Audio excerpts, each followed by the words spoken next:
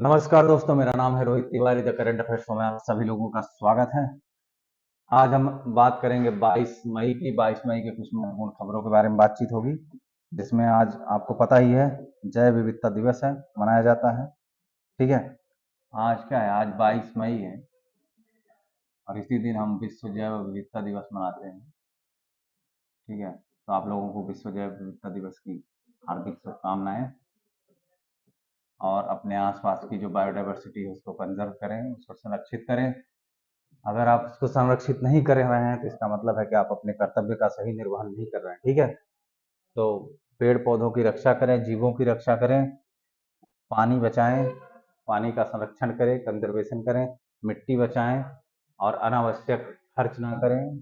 ठीक है, ये सारी चीज़ें जो हैं डायरेक्टली रिलेट कर रही हैं क्लाइमेट चेंज से। ठीक है, आज 4 आर्टिकल्स के बारे में बात करेंगे, जिसमें एक एडिटोरियल को मैंने ऐड किया हुआ एडिटोरियल है और बहुत इंपॉर्टेंट एडिटोरियल है। यूपीएससी यूपीपीएससी के लिए तो इम्पॉर्टेंट है ही, उसके साथ साथ आपके जीवन के लिए बहुत इंपॉर्टेंट एडिटोरियल है। और एनालाइजिंग लोकल इन्वायरमेंटल फुटप्रिंट, मतलब हम लोग हमेशा वैश्विक स्तर पर, राज्य के स्तर पर, देश के स्तर पर बात करते हैं कि कितना कार्बन इमिशन हो रहा है, लेकिन हम लोग बहुत कम बात कर पाते हैं कि हाउस होल्ड्स, ठीक है, घर पे कितना कार्बन इमिशन होता है, हाउस होल्ड्स कितना कार्बन इमिशन करते हैं, उसके बारे में ये आर्टिकल है।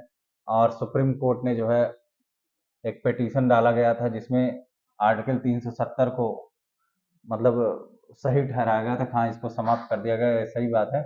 उसी के पिटीशन को कंटिन्यू करने के लिए, उसी के पिटीशन को जो कंटिन्यू किया गया उसको रिजेक्ट करने के लिए एक याचिका दायर की गई।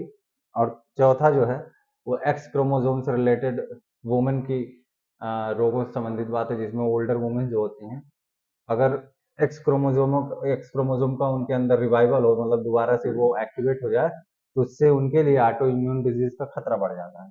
ये पूरा आर्टिकल इसी से संबंधित है। ठीक है, तो चलिए शुरू करते हैं आज के इस आर्टिकल के बारे में। तो पहले आर्टिकल की तरफ बढ़ते हैं आज की। देखिए, क्लाइमेट चेंज के बारे में बातचीत की जा रही है। इसमें बताया गया है कि जो भारत में आम चुनाव इस समय चल रहे हैं, उसका 5वां चरण समाप्त हो चुका है। ठीक है, और जो भारत के दो प्रमुख दल हैं, जिसको आप बोलते हैं भारतीय जनता पार्टी, जो कि मोदी जी इस समय लीडिंग कर रहे हैं, उसके लीडरशिप इसके द्वारा की जा रही है, मोदी जी कर रहे हैं। ठीक है, और एक है भारतीय राष्ट्रीय कांग्रेस, जिसको इस समय राहुल गांधी जी लीड कर रहे हैं। ठीक है, बहुत अच्छे, बहुत ही बेहतरीन नेता हैं दोनों लोग। मोदी भी बहुत अच्छे नेता हैं, राहुल गांधी भी बहुत अच्छे स्तर के नेता हैं। और मैं उम्मीद करता हूं कि भारत में जो डेमोक्रेटिक कंपटीशन है, जो लोकतंत्रात्मक प्रतियोगिता है, वो बनी रहे। और मैं आप लोगों से ये भी कहना चाहता हूं कि अपने वोट का, अपने मत का पूरा प्रयोग करें। और जिसको भी आप अपना मत प्रदान करें, हमेशा ये ध्यान रखें कि वो कौन है, उसकी क्या क्वालिटीज हैं और आपके प्रादेशिक निर्वाचन क्षेत्र में वो क्या काम कर सकता है। कभी भी बी आर अम्बेडकर जी ने कहा था कि कभी भी वोट जो है पार्टी के किसी बड़े नेता को ध्यान में रखकर मत दें, क्योंकि आपका जो एरिया है, आप जिस क्षेत्र में रहते हैं, आप जिस निर्वाचन क्षेत्र में रहते हैं, उस क्षेत्र का जो प्रतिनिधित्व कर रहा है, अगर वो सही व्यक्ति नहीं होगा, तो आप कितनी भी बड़ी पार्टी से जुड़ेंगे, आप कितनी बड़ी पार्टी को जितवा देंगे, आपको कोई फायदा नहीं मिलने वाला है। ठीक है, ये अलग बात है कि नेशनल लेवल पर मोदी जी का अलग रुतबा है, लेकिन ये भी ध्यान रखना होगा कि जो सांसद होते हैं वो बेसिक स्तर पर क्या काम कर रहे हैं। ठीक है, तो दिक्कत ये आ रही है कि भारत के जो आम चुनाव हो रहे हैं उसमें 5वां चरण समाप्त हो गया है। उसके दो प्रमुख दल बीजेपी और भारतीय राष्ट्रीय कांग्रेस, उन्होंने अपने पूरे राजनीतिक एजेंडे में कहीं पर भी जलवायु परिवर्तन का वर्णन नहीं किया है, जलवायु परिवर्तन का जिक्र कहीं नहीं किया गया है। और ये बहुत ही दुख की बात है। और मैं हमेशा देखता हूँ, हर जगह देखता हूँ, जहां भी मीडिया वाले आते हैं, जहां भी पत्रकार लोग आते हैं, वो हमेशा सवाल करते हैं, दो पार्टियों के बीच का कंपैरिजन जब भी करते हैं, तो उनके दिमाग में हमेशा दो ही तीन चीज, एक तो गुंडागर्दी चलती है कि किस पार्टी में कितना गुंडा है, दूसरा राम मंदिर चलता है। देखिए, राम मंदिर चलना चाहिए, राम मंदिर बहुत अच्छी बात है, उसमें कोई शंका नहीं। राम मंदिर बन गया, बहुत बढ़िया है, बहुत अच्छी बात है। कल्चरल एक बहुत बड़ा इवेंट हुआ, भारतीय सांस्कृतिक इतिहास में बहुत बड़ा बेंचमार्क स्थापित हुआ। लेकिन इस समय जो पूरी दुनिया में परिस्थिति है क्लाइमेटिक चेंज की, उसको भी ध्यान में रखना बहुत जरूरी है। ठीक है, अगर आप क्लाइमेटिक चेंज को ध्यान में नहीं रखेंगे, तो आज तो बहुत अच्छा लग रहा है आपको, लेकिन धीरे धीरे जैसे समय बीत रहा है, आपको पता है कि भारत में बहुत सारी समस्याएं पैदा हो रही हैं। ठीक है, भारत एक ऐसा देश है जो कि आपको पता है पूरी तरीके से विकसित भी नहीं है। तो भारत में ऐसी बहुत सारी जनसंख्या, ऐसी बहुत सारी पॉपुलेशन है जिनके ऊपर जलवायु परिवर्तन का डायरेक्ट इम्पैक्ट पड़ता है। ठीक है, बहुत ही सुभेद्य लोग भारत में रहते हैं जिनको आप बोलते हैं वल्नरेबल, काफी वल्नरेबल लोग रहते हैं जिनके ऊपर क्लाइमेट चेंज का डायरेक्ट इम्पैक्ट पड़ता है। ठीक है, और जब डायरेक्ट इम्पैक्ट पड़ता है तो हमारे हेल्थ पर, हमारी लाइफ पर, हमारी इकोनॉमी पर, हमारे ओवरऑल डेवलपमेंट पर बहुत ही बुरा असर पड़ता है। इसलिए हमारा इस समय सबसे प्रमुख उद्देश्य होना चाहिए कि ये जो आम चुनाव चल रहा है उसमें जो भी बयानबाजी हो रही है क्लाइमेटिक चेंज को छोड़ करके, सारा फोकस उस पर किया जाए। ठीक है, और आपको पता होना चाहिए कि अगर इस तरीके से समस्याएं बढ़ती गई तो एक समय ऐसा आएगा कि मामला हाथ से निकल जाएगा। जैसे कि क्लाइमेट चेंज की वजह से सी लेवल जो है वो इंक्रीज कर रहा है। ठीक है, ग्लेशियल जो है पिघल रहे हैं। ठीक है, हीट वेव्स का प्रकोप बढ़ रहा है। ठीक है, जो रेन है, रेन का पैटर्न पूरी तरीके से डिस्टर्ब हो चुका है। रेन जो वर्षा हो रही है उसका कोई पैटर्न ही नहीं है, कब बारिश हो जा रही, कब सूखा पड़ जा रहा है, कुछ नहीं पता चल रहा है। साउथ इंडिया में आपने देखा होगा थोड़े टाइम पहले कर्नाटक में वाटर क्राइसिस था, और अभी आप देखेंगे साउथ इंडिया में, तमिलनाडु में बाढ़ आ गई है। तो कहने का अर्थ क्या है कि ये जो रेन का पैटर्न है इसकी कोई गारंटी नहीं है। आप सोचिए कि दुबई जैसे शहर में, जहां पर कभी बारिश ही नहीं होती थी, ऐसी बारिश हुई कि वहां पर बाढ़ आ गया। ठीक है, तो ये सब क्या है, इसका मतलब यही है कि जिस तरीके से पर्यावरणीय संकट बढ़ रहा है, अगर उस पर ध्यान न दिया गया तो परिणाम बहुत खराब निकल के आएगा। ठीक है, तो इसमें इस पूरे आर्टिकल में बताया जा रहा है कि जो भारतीय चुनाव चल रहा है उसमें क्लाइमेट चेंज का कोई जिक्र नहीं हो रहा है। ठीक है, और उसमें उनका एक डर भी शामिल है, ये भी समझिएगा।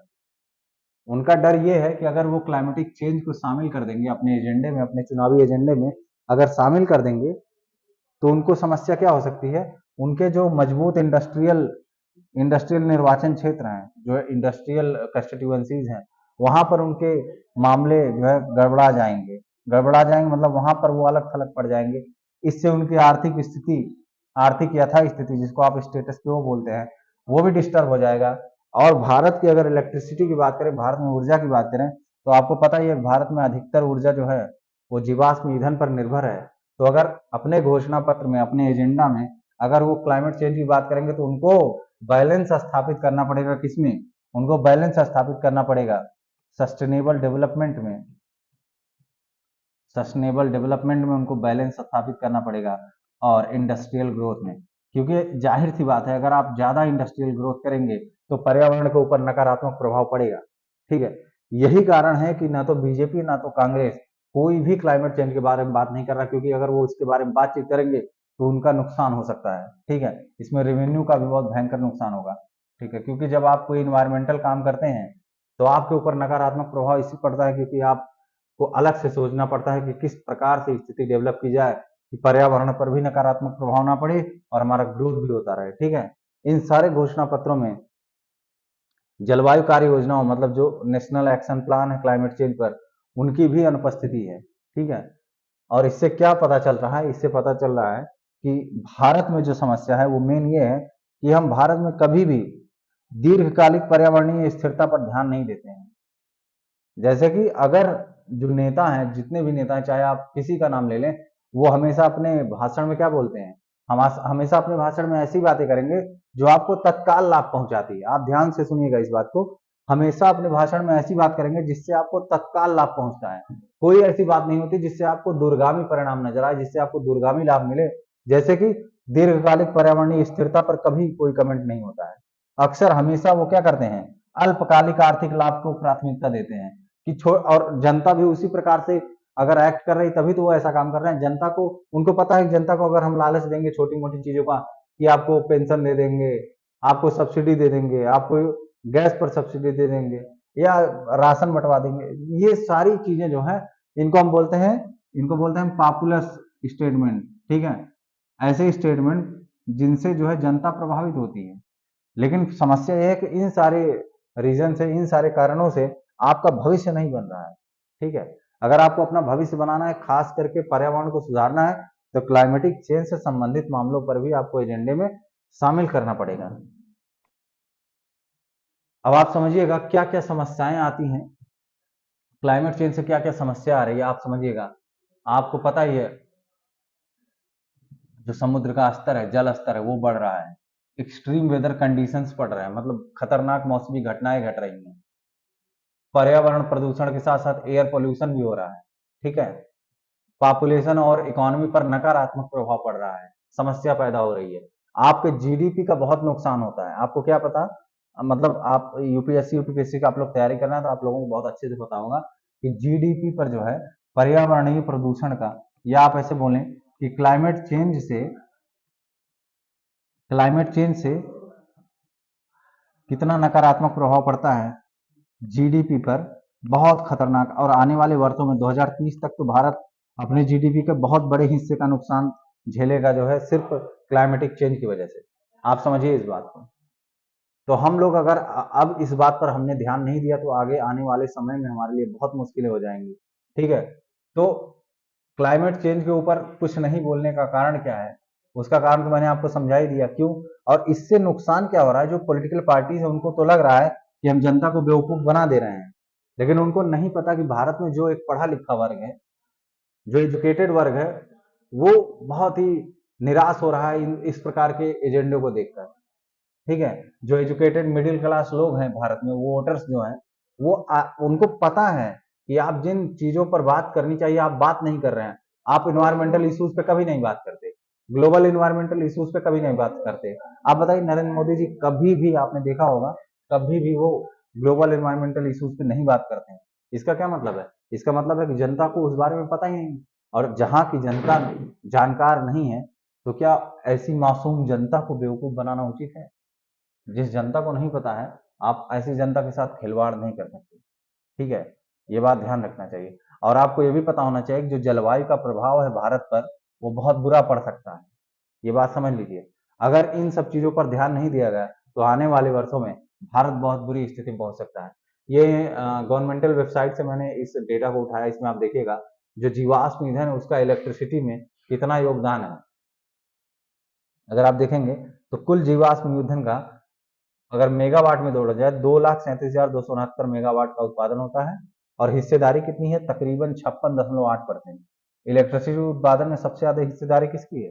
जीवाश्म ईंधन। अब बताइए, जब अपने एजेंडे में जीवाश्म ईंधन के खिलाफ बोलेंगे कि हम इसको कम करेंगे, तो क्या उस काम को ये पूरा कर पाएंगे? इसीलिए जितनी पॉलिटिकल पार्टीज हैं, वो क्लाइमेटिक चेंज को अपने एजेंडे में कभी शामिल नहीं करते, अपने मैनिफेस्टो में कभी शामिल नहीं करते। उनको पता है कि इससे हमारे कंस्टिट्यूएंसी और हमारी इकोनॉमी स्तर पर बहुत बड़ा फर्क पड़ेगा, निगेटिव। आज आपको पता ही है कि बायोलॉजिकल बायोडाइवर्सिटी डे है। ठीक है। और इसका थीम क्या है? अगर कोई पूछेगा 2024 के बायोडाइवर्सिटी वर्ल्ड बायोडाइवर्सिटी डे का क्या थीम है, तो ये है B part of the plan. ठीक है, प्लान का हिस्सा बने। ठीक है। Biodiversity is a delicate balance. ठीक है, बहुत नाजुक संतुलन है जिसको बनाए रखना बहुत जरूरी है।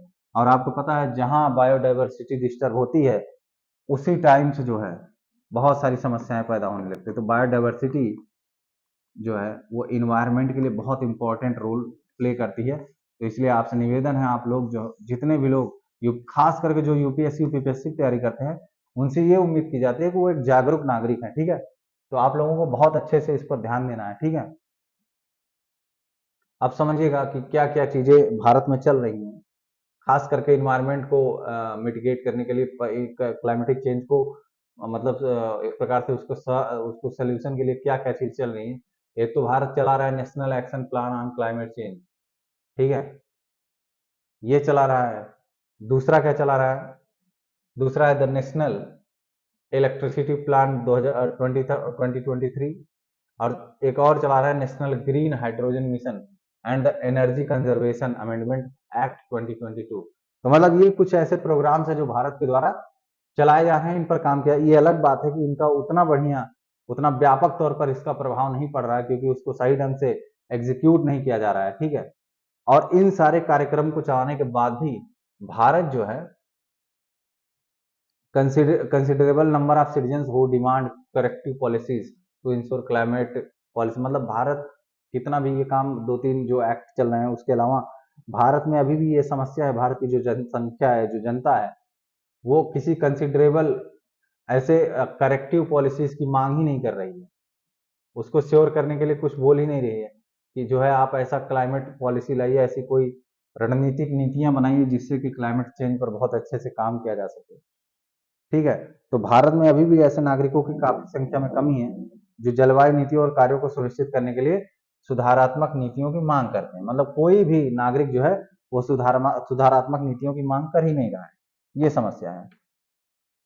अब थोड़ा समझ लीजिएगा कि अभी थोड़े समय पहले आपको पता होगा मार्च 2024 में एक केस आया था जिसमें कहा गया, जिसमें सुप्रीम कोर्ट ने अपना फैसला सुनाया। सुप्रीम कोर्ट ने क्या कहा कि भारत के लोगों को भारतीय संविधान के अनुच्छेद 21 और 14 का जो है सहारा लेकर क्या बनाया कि पर्यावरणीय जो स्वच्छ स्वच्छ पर्यावरण का अधिकार है वो भारतीय संविधान के जो नागरिक हैं उनको मिलना चाहिए, या उनके लिए फंडामेंटल राइट है। ये क्या है? उनको फंडामेंटल राइट है। तो हमको स्वच्छ और जलवायु परिवर्तन के प्रतिकूल प्रभावों से मुक्त होने का भी अधिकार है। ठीक है, ये भी ध्यान रखिएगा कि जलवायु परिवर्तन के प्रतिकूल प्रभावों से मुक्त होने का भी अधिकार है जो भारत के नागरिक है, भारत की जनता है। ठीक है, अब चुनौतियां क्या है? जो भी भारत में ये प्रोग्राम्स चल रहे हैं या जो भी भारत में चुनावी मुद्दा चल रहा है, अगर हमको क्लाइमेट चेंज को सही ढंग से उसका निपटान करना है तो उसके लिए क्या क्या हमको चाहिए होगा? इसके लिए राजनीतिक गणनाओं में बदलाव की आवश्यकता है, जहां दीर्घकालिक पर्यावरणीय और सामाजिक लाभों को तत्काल आर्थिक लाभों से अधिक महत्व दिया जाता है। मतलब कि अगर हम क्लाइमेट चेंज पर अच्छा काम करना चाहते हैं, उसको सही ढंग से सॉल्व करना चाहते हैं, तो हमको दीर्घकालिक पर्यावरणीय वादे करने होंगे। वादे जैसे कि नेता वादे करते हैं ना, तो वादे करने होंगे और उस पर काम भी करना पड़ेगा। लेकिन आज के जो नेता हैं वो हमेशा शॉर्ट शॉर्ट टर्म फायदा दिखाते हैं और जनता उसी में फंस जाती है। हमेशा शॉर्ट टर्म भारत की सबसे बड़ी समस्या ये रही है कि भारत में हमेशा से जो नेता लोग हैं, जो नेता हैं, वो हमेशा से शॉर्ट टर्म मतलब कम समय का, जिसको लघु अवधि बोलते हैं, हमेशा से शॉर्ट टर्म बेनिफिट दिखा करके फायदा उठा लेते हैं और जनता उसी में बेवकूफ बन जाती है। और 5 साल तक इस एक छोटे सी लालच की वजह से, छोटे सी लोभ के लिए पूरा 5 साल तक आप अपना समय बर्बाद कर देते हैं। सोचिए, बताइए, कई लोग 100-100 रुपए, 500-500 रुपए, 1000-1000 रुपए में अपना जो वोट देने के लिए तैयार हो जाते हैं। उनको थोड़ा सा भी अंदाजा नहीं है कि किसी डेमोक्रेसी में ये किस स्तर तक प्रभावित कर सकता है। आपको समझने का प्रयास करना होगा। और मीडिया भी इसमें कुछ पीछे नहीं है। मीडिया को खुद चाहिए कि जब भी कोई ऐसा मुद्दा चल रहा हो, जब भी कोई ऐसा मुद्दा चल रहा हो जिसमें लोग अपने चुनावी प्रचार कर रहे हो, अपने एजेंडे बता रहे हो, तो मीडिया को खुद ये चाहिए कि वो खुद सवाल करे कि भैया आप बताइए कि आप क्लाइमेट चेंज से संबंधित क्या आपके पास एजेंडा, आपका क्या मोटिव है, आप कैसे इसको ठीक करेंगे। लेकिन मीडिया भी उसी धारा में बहना चाहती है अपने टीआरपी के चक्कर में। मीडिया कभी ऐसा कोई मुद्दा नहीं उठाती जो वास्तव में बहुत जरूरी है। इसीलिए आप देखेंगे जब भी वर्ल्ड प्रेस फ्रीडम या जब भी वर्ल्ड प्रेस इंडेक्स आता है, उसमें भारत क्या है? भारत हमेशा नीचे रहता है। इसमें मीडिया का भी दोष है। मीडिया जो है पैसे पर बिकाऊ हो जाती है। ठीक है, या आप बोले कि अपना दीन ईमान कोई नहीं है, मीडिया का अपना कोई दीन ईमान नहीं है। ठीक है, ये सारा मामला है, ये समस्याएं हैं आपके सामने कि जब तक राजनीतिक गणनाओं में आप दीर्घकालिक पर्यावरणीय प्रभावों पर ध्यान नहीं देंगे, तब तक कोई समस्या जो है आप हल नहीं कर पाएंगे। तो ये रहा आपका मामला। ठीक है, ये आपका केस रहा जो पॉलिटिक्स में इस समय चल रहा है कि जो पॉलिटिक्स में वादे निभाए जाते हैं या किए जाते हैं, उसमें कभी क्लाइमेट चेंज की बात होती ही नहीं, खास करके भारत में तो बिल्कुल भी नहीं होती। ठीक है, अब एक और आर्टिकल है, एक और, अब खास करके इसको मान लीजिए एडिटोरियल ही है, डेटा निकला हुआ है। इसमें बताया गया है कि एनालाइजिंग लोकल इन्वायरमेंटल फुटप्रिंट्स। ठीक है, लोकल इन्वायरमेंट फुटप्रिंट मतलब, फुटप्रिंट का मतलब कार्बन एमिशन कहाँ कहाँ से हो सकता है जो पर्यावरण को प्रभावित करता है। तो उसमें लोकल जो लोग होते हैं, जो हाउस होल्ड्स हैं, वो कहाँ तक प्रभाव उस पर जमा रहा है, उनकी वजह से कितना निकल रहा है, कार्बन एमिशन कितना हो रहा है, उसको थोड़ा उस आर्टिकल के बारे में बातचीत हो रही है। तो ध्यान दीजिएगा, भारत के बारे में बताया जा रहा है कि भारत में विशिष्ट विलासिता उपभोग के, जैसे कि जल, वायु प्रदूषण और कार्बन पदचिह्न शीर्षक से एक हालिया अध्ययन हुआ है जिसमें उन लोगों को बात हो रही है जो बुनियादी जरूरतों से परे उपभोग में संलग्न है। मतलब कि जो बेसिक नीड्स हैं उसकी बात नहीं हो रही है। जैसे सीधी बात है, बेसिक नीड्स हमारी क्या होती हैं, आपको पता ही होगा बेसिक नीड्स क्या है। एक तो हमें भोजन चाहिए, हमारी बेसिक नीड क्या है, भोजन है, ठीक है, आवास है, शिक्षा है, स्वास्थ्य है। मोटा मोटी अगर देखा जाए तो यही हमारी बेसिक नीड है। लेकिन कुछ लोग हैं जो बेसिक नीड के बियॉन्ड काम कर रहे हैं, मतलब उसके अलावा कहीं और खर्च कर रहे हैं। और ये कौन कर सकता है, ये अमीर लोग ही कर सकते हैं, आपको सीधी सी बात पता है, क्योंकि गरीब और मिडिल क्लास आदमी ये काम कर ही नहीं पाएगा। वो बेचारा अपना पूरा जीवन भोजन, आवास, शिक्षा और स्वास्थ्य में ही निकाल देता है। तो अमीर लोग जो है वो उस उपभोग की जो जरूरती हैं, जो बेसिक नीड के लिए जरूरी होती है, उनसे ज्यादा कहीं और खर्च कर रहे हैं या और कहीं स्पेंड कर रहे हैं, जिसकी वजह से क्या हो रहा है, ये CO2 का जो है उत्सर्जन ज्यादा होता है। जैसे एग्जाम्पल के रूप में AC हो गया, ठीक है, या रेस्टोरेंट में आप जाके बाहर खाना खाते हैं। आजकल रेस्टोरेंट में खाना खाने का बहुत प्रचलन है, ठीक है। इन सब चीजों से क्या होता है, वहां पर जो भी काम हो रहा है, क्योंकि रेस्टोरेंट से बहुत सारी चीजें निकलती हैं, बहुत सारे हाउस होल्ड, बहुत सारे उसके घर के वो हैं, सामान है, खाना बनाने में बहुत सारी चीजों का यूज होता है, वहां से कार्बन एमिशन होता है, ठीक है। और बहुत सारी गैसेस निकलती हैं, खास करके पार्टिकुलेट मैटर भी निकलता है, ठीक है। तो इन सब चीजों की जांच हो रही है, एक रिपोर्ट आई है उसके बारे में बता रही है। अब आप समझिएगा। अब जैसे कभी आपने सुना फुटप्रिंट क्या होता है, कभी आपने नाम सुना ही नहीं होगा फुटप्रिंट, या अगर सुना होगा तो समझ लीजिए फुटप्रिंट का मतलब क्या है, कि जहां जहां से पर्यावरण को नुकसान हो सकता है या कार्बन एमिशन जहां जहां से होता है, उनका एक मतलब पैर की जो निचला हिस्सा है उसके जैसा एक पूरी डिजाइन है, उसी में तरह तरह की चीजें लिखी हैं, उन्हीं को हम बोलते हैं फुटप्रिंट। जैसे ये वेस्ट हो गया, ये ट्रांसपोर्ट हो गया, ठीक है, ये आपकी रिसाइकलिंग हो गई, ये गैस हो गया, ये फ्यूल हो गया, ठीक है। ये दिखा रहा है कि फुटप्रिंट कितना है किसी एरिया में, इन्वायरमेंटल जो फुटप्रिंट होता है वो इसको दर्शाता है, ठीक है। इसमें क्या है, जो खास करके एक वाटर फुटप्रिंट होता है, वाटर फुटप्रिंट की बात की जाए तो जो वाटर फुटप्रिंट होता है उसका उपयोग वो ऐसा, देखिए, वाटर फुटप्रिंट को सिंपल शब्द में समझिए क्या होता है। ये वो वाटर है, फ्रेश वाटर है, जिस जो किसी सामान को बनाने के लिए जितने वाटर का जरूरत है, जो नीड है, उसी को हम वाटर फुटप्रिंट बोलते हैं। जैसे कि मान लो जीन्स का पैंट बनाना है, अब जीन्स का पैंट बनाने में जो भी वाटर, फ्रेश वाटर जो यूज होने वाला है उसको हम बोलेंगे वाटर फुटप्रिंट, ठीक है। ये पूरा मामला है। जैसे the water footprint was utilized to quantify water uses throughout various stages of production of different goods and services.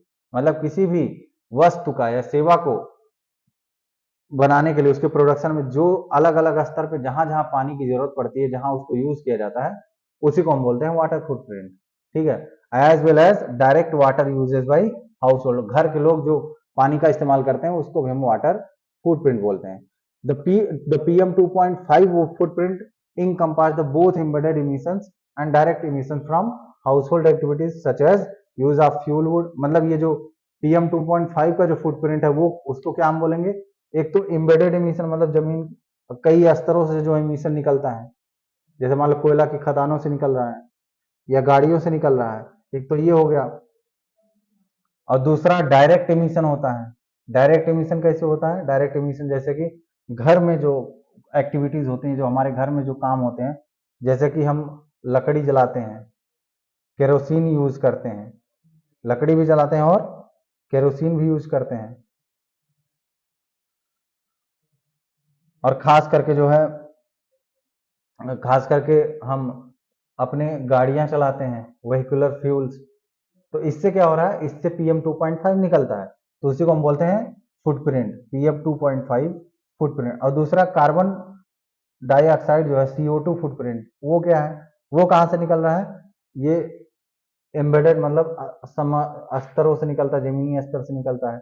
फिर कई बार डायरेक्ट एमिशन होता है, CO2 का डायरेक्ट एमिशन होता है, घर से आप देखते हैं CO2 निकलती है। तो ये जो घर वाले निकाल रहे हैं, किसी भी काम को कर रहे हैं, किसी काम का उपभोग कर रहे हैं, वहां से जो CO2 निकल रही है उसी को हम बोलते हैं कार्बन फुटप्रिंट या CO2 फुटप्रिंट, ठीक है। इसका मतलब ये है कि हाउस होल्ड्स का भी योगदान होता है एनवायरमेंटल फुटप्रिंट में, ठीक है। आगे देखिएगा कि हमको इस पूरे स्टडी, पूरे रिसर्च से क्या प्राप्त होता है। इसमें सबसे महत्वपूर्ण वायु प्रदूषण फुटप्रिंट, और 90 दशक की यहाँ 10 लिखना होता है, 90 दशक में 10 है ये।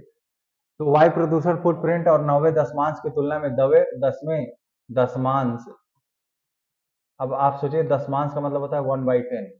अगर 10 चीजें 10 हम किसी चीज को 10 भागों में बांट दें तो उसका एक हिस्सा जो है उसको हम बोलते हैं दशमांश, मतलब 10वां का एक हिस्सा। ठीक है, तो वायु प्रदूषण फुटप्रिंट और 90वें दशमांश की तुलना में 10वें दशमांश में 68% की उच्चतम वृद्धि देखी जा रही है। ठीक है, और दूसरा जल फुटप्रिंट में, वाटर फुटप्रिंट में वृद्धि सबसे कम 39% है। ठीक है, जबकि CO2 उत्सर्जन जो है वो 55% है। हाउस होल्ड की बात की जा रही है कि जो CO2 उत्सर्जन कर रहे हैं वो कितना कर रहे हैं, 55%, और जो जल की जरूरत है, जो यूजेज है, वो सबसे कम कितनी है, 39% है। ठीक है, अब कंट्रीब्यूटर्स कौन है, प्रमुख योगदानकर्ता कौन है, तो पर्यावरणीय इन्वायरमेंटल फुटप्रिंट में सबसे महत्वपूर्ण योगदान, जो बाहर हम लोग खाना खाने जाते हैं, खास करके रेस्टोरेंट, ये एक महत्वपूर्ण योगदानकर्ता के रूप में बाहर निकल कर आ रहा है।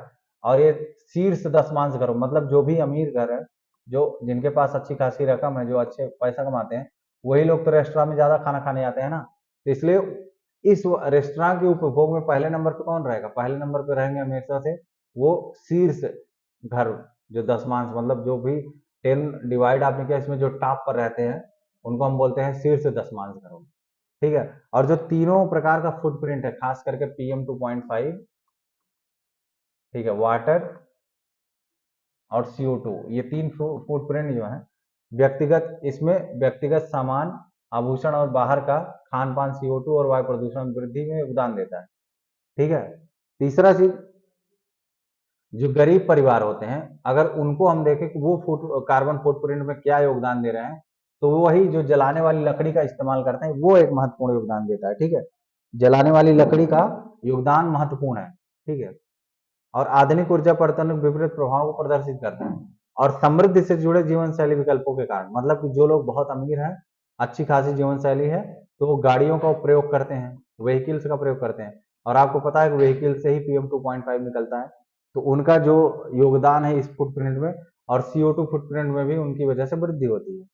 ठीक है, अब मैंने आपको वाटर फुटप्रिंट तो बता दिया, लेकिन फिर भी आप समझ लीजिए वाटर फुटप्रिंट क्या होता है। A water footprint is an environmental indicator that measures the volume of fresh water needed to produce the goods and services demanded by society। मतलब जो सोसाइटी की डिमांड है उसके अनुसार अगर हम कोई सर्विस या गुड्स बना रहे, कोई वस्तु बना रहे हैं, तो उसमें जो वाटर, जो पानी की जरूरत है, जितनी पानी की जरूरत है उसी को हम बोलते हैं वाटर फुटप्रिंट। ठीक है, ये पूरा मामला आपका था। अब इन पूरे अध्ययन से हमको क्या पता चलता है, हमारा क्या, हमको क्या इससे अर्थ निकल के आता है, उसको समझिएगा। तो यह अध्ययन इस बात पर जोर देता है कि स्थिरता का प्रयास अक्सर वैश्विक जलवायु परिवर्तन पर ध्यान केंद्रित, मतलब जो भी पूरी दुनिया में जो भी रिसर्च होते हैं, जो भी सर्वे होते हैं, हमेशा ग्लोबल क्लाइमेटिक चेंज पर ज्यादा ध्यान देते हैं। ठीक है, लेकिन वैश्विक पर्यावरणीय पदचिन्ह आवश्यक रूप से स्थानीय और क्षेत्रीय पैमाने के पद चिन्हों के साथ संरेखित नहीं होते हैं। मतलब कि जो क्षेत्रीय और स्थानीय स्तर पर जो फ्रूट प्रिंट निकल के आते हैं उनका मामला अलग है, और ग्लोबल लेवल पर जो क्लाइमेटिक चेंज हो रहा है उनका दोनों को आप एक साथ नहीं रख सकते हैं, दोनों अलग है। हालांकि विलासिता की खपत से बढ़े हुए स्थानीय और क्षेत्रीय पर्यावरणीय मुद्दे हाशिया पर रहने वाले समुदायों को असंगत रूप से प्रभावित करते हैं। इसका मतलब ये है कि जो भी ये विलासिता का जीवन जी रहे हैं, और विलासिता के जीवन जीते कौन है, जो उच्च वर्ग के लोग हैं, जिनके पास पैसा है, तो वो तो खूब मजा कर रहे हैं, वो बहुत अच्छे से गाड़ी भी चला रहे हैं, वो फ्रीज का भी बहुत अच्छा इस्तेमाल कर रहे हैं, रेस्टोरेंट जा रहे हैं, खाना पीना खा रहे हैं, पूरी मौज उड़ा रहे हैं। लेकिन उससे जो इन्वायरमेंटल पोल्यूशन हो रहा है, उससे जो क्लाइमेटिक चेंज हो रहा है, उसका सबसे ज्यादा असर किसके ऊपर पड़ेगा, उसका सबसे ज्यादा असर पड़ने वाला है गरीबों पर, जो मार्जिनलाइज्ड लोग हैं देश के। इसका मतलब है कि फुटप्रिंट निकालने में योगदान तो अमीरों का है, लेकिन भोग कौन रहा है उसको, भोग रहे हैं उसको गरीब। तो यही कहने का मतलब है कि जो भी क्षेत्रीय और स्थानीय स्तर पर विलासिता या लोभ की वजह से जो ये खपत बढ़ रही है, उस खपत का शिकार हो कौन रहा है, उस खपत का शिकार होता है गरीब आदमी। जैसे अगर पानी की कमी हो रही है, आप सोचिएगा कि अगर मान लीजिए किसी एरिया में किसी पर्टिकुलर एरिया में अगर पानी की कमी हो गई तो आप अपने ही मस्तिष्क से, अपने ही तर्क से सोचकर बताइए कि उस पानी की कमी का प्रभाव किसके ऊपर पड़ेगा। जो हाशिए पर लोग हैं, जो कमजोर लोग हैं, उन पर पड़ेगा कि जो अमीर लोग हैं उन पर पड़ेगा। आप अपने मन से ही सोचिएगा तो आपको खुद ही पता चल जाएगा कि अगर पानी की कमी होगी तो जो हाशिए पर होगा, जो कमजोर वर्ग का व्यक्ति होगा, उसी के ऊपर उसका प्रभाव पड़ेगा। अमीर तो अपने पानी का जुगाड़ कर ही लेगा। दूसरा, वायु प्रदूषण का जो असर है वो किसके ऊपर होगा। जो बड़े लोग हैं, जो अच्छे वर्ग के लोग हैं, वो तो हमेशा बहुत वेल मेंटेन्ड घर में रहते हैं, तो वायु प्रदूषण का असर उनके ऊपर तो पड़ने वाला नहीं है। या वो फोर व्हीलर में जाएंगे, अच्छी गाड़ियों में जाएंगे तो शीशा बंद ही रहता है, तो उनके ऊपर वायु प्रदूषण का असर पड़ेगा नहीं। वायु प्रदूषण का असर पड़ेगा किस पर पड़ेगा, वो उस पर पड़ेगा जो साइकिल चला रहा है, उस पर पड़ेगा जो बाइक चला रहा है, उस पर पड़ेगा जो ठेला चला रहा है। तो आप समझिए, ये जो फुटप्रिंट निकल रहा है, जो इकोलॉजिकल, ये जो इन्वायरमेंटल फुटप्रिंट निकल रहा है, उसका कहीं ना कहीं असर जो है समाज में रहने वाले हाशिए, समाज में हाशिए पर रहने वाले लोगों पर पड़ता है। जो मार्जिनलाइज पीपुल है, जो समाज का कम से सबसे कमजोर तबका है, उस पर इसका असर है।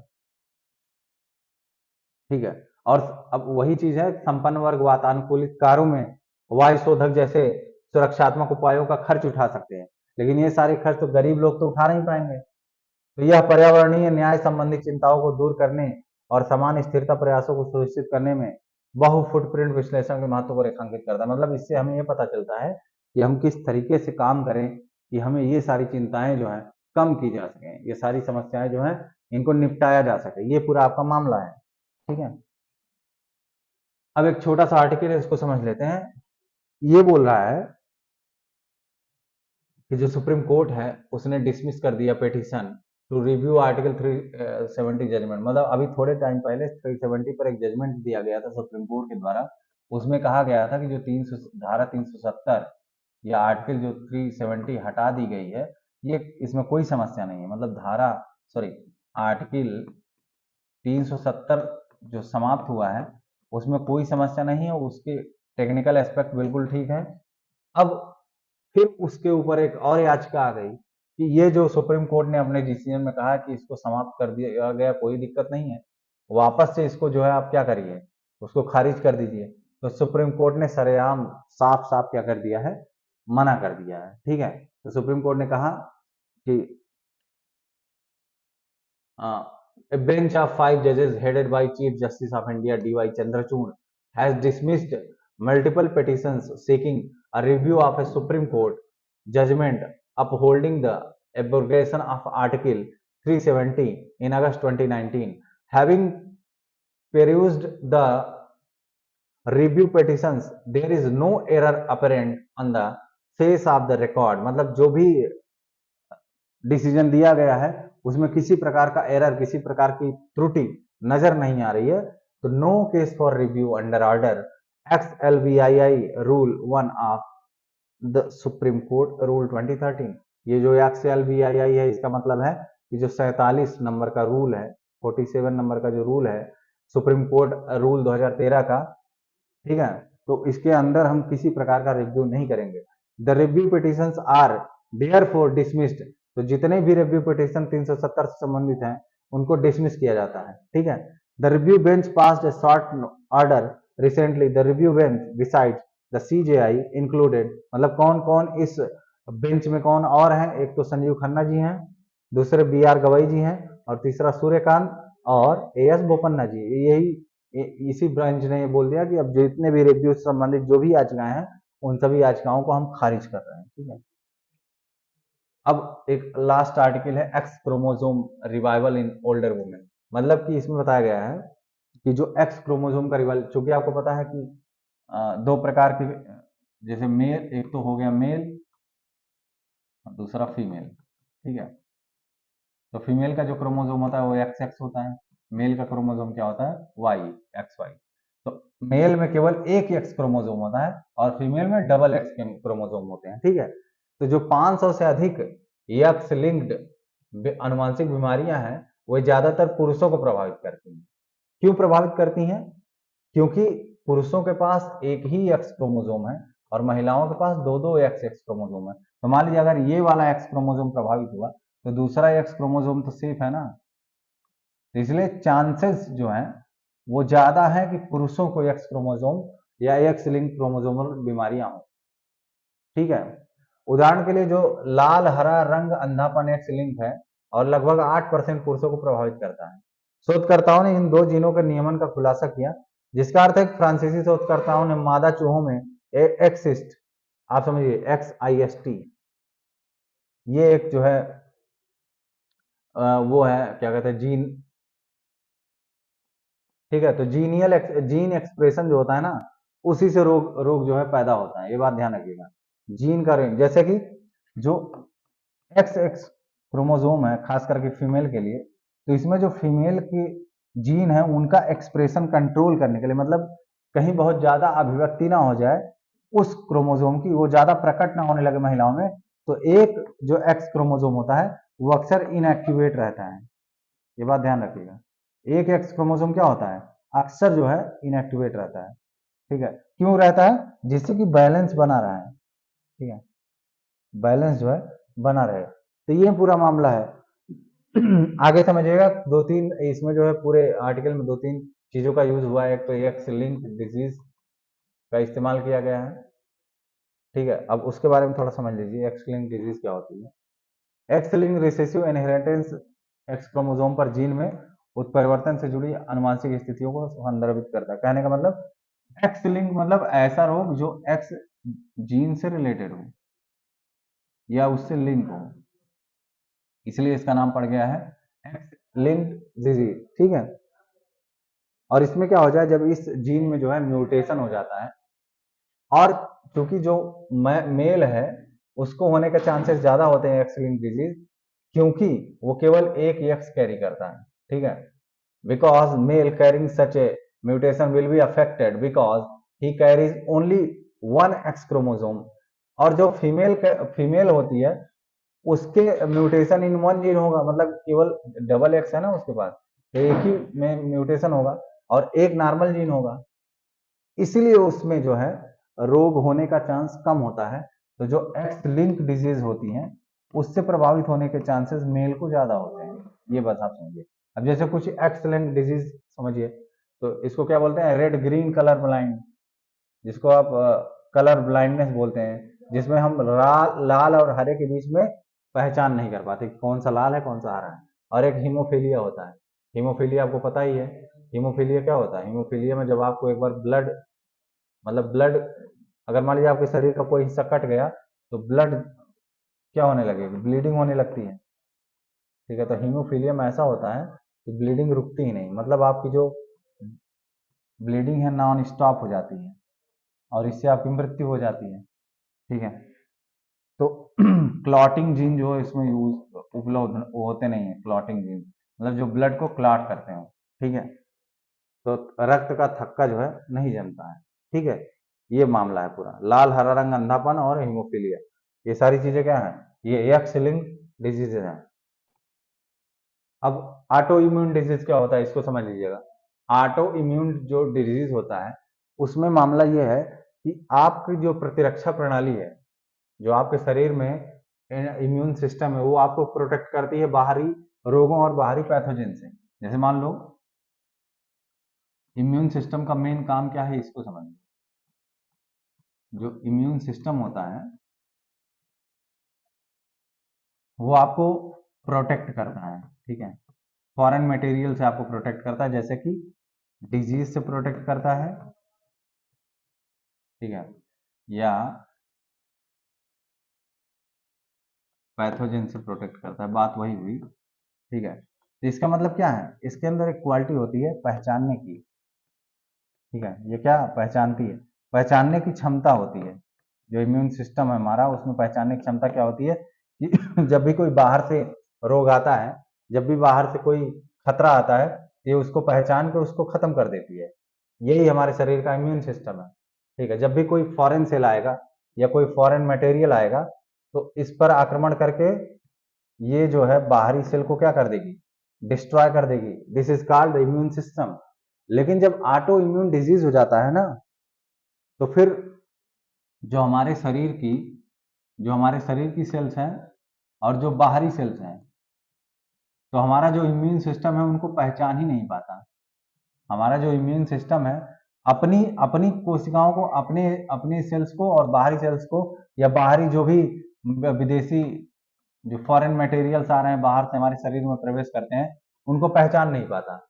तो ये हमारे शरीर के ही हिस्सों को, जो हमारे शरीर की कोशिकाओं को ही नष्ट करने लगता है। ठीक है, हमारे शरीर को ही कोशिकाओं को नष्ट करने लगता है। कुछ विशेष हमारे शरीर, जैसे कि हमारे ज्वाइंट, हमारी स्किन, ठीक है, उनको क्या, ये उनको हमारे शरीर के इम्यून सिस्टम को लगता है ये हमारे शरीर का हिस्सा ही नहीं है। ठीक है, तो ये एक प्रकार का प्रोटीन रिलीज करता है जिसको हम बोलते हैं auto antibodies that attack healthy cell, जो हमारे शरीर की अच्छी कोशिकाएं, स्वस्थ कोशिकाएं हैं, उन पर भी आक्रमण कर देता है और उनको खत्म कर देता है। ऐसे रोगों को हम क्या बोलते हैं, ऐसे रोगों को बोलते हैं ऑटो इम्यून डिजीज। तो इस आर्टिकल में मेनली ये बोला गया है कि अगर एक्स एक्स क्रोमोसोम जो है उसका दोबारा से, जो एक मैंने बताया कि एक एक्स क्रोमोसोम जो है इनएक्टिव मोड में रहता है, तो जब उसमें एक्टिविटी होती है तो उससे असर ये होता है कि महिलाओं में ऑटो इम्यून डिजीजेज जो है उनके होने के चांसेस बढ़ जाते हैं। ठीक है, ये पूरा आपका आर्टिकल था। तो आज का बस इतना ही आर्टिकल है। देखने के लिए बहुत बहुत शुक्रिया आपका, थैंक्स फॉर वॉचिंग। कृपया करके इस वीडियो को लाइक करें, शेयर करें और सब्सक्राइब करें, और जितने भी लोग यूपीपीएससी की तैयारी कर रहे हैं उनको भी आप बताएं कि ये बहुत ही इंपॉर्टेंट है। करंट अफेयर्स जो होते हैं वो हमारे यूपीपीएससी और यूपीएससी प्रिपरेशन के लिए बहुत इंपॉर्टेंट होते हैं। ठीक है, तो उसका ख्याल रखिए और अच्छे से पढ़ाई लिखाई करिए, आपके लिए बहुत ज़रूरी है। Thank you very much.